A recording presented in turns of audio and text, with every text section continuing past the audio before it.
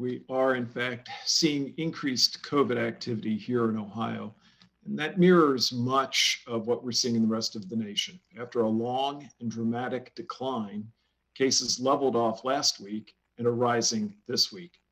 Nationally, this picture has been more dramatic in two hotspots, Michigan and the New York City, New Jersey area. In fact, according to the CDC, Michigan's upturn is more than 3.5 times what we're seeing in Ohio at this point, and appears to be driven substantially by variants, especially the B.1.1.7 or so-called UK variant.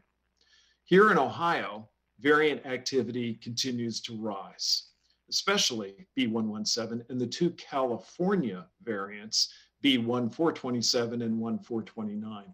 Together, these three account for more than 80% of our 620 genomic detections.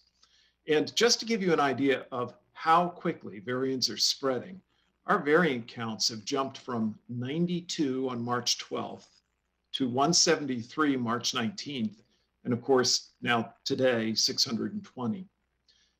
Cases, as I noted, are also up in Ohio for the first week in a long time. Our 7-day average of new cases per day was a little more than 1,800 this week, compared with 1,500 plus last week. And yesterday, we saw almost 2,500 new cases. Now, not surprisingly, this has been accompanied by a rise in our concurrent hospitalizations, up from 851 a week ago to 978 yesterday. And our 7-day rate of positive test results is also up to about 4% from about 3% in mid-March. And while all parts of the state appear to be impacted by rising cases and more variants, many of our highest case counts and almost half of our variant detections are in our northern Zone 1 counties. So while COVID-19 is certainly not limited to any particular part of the state, we are seeing more activity, including more variant activity, on our northern border with Michigan.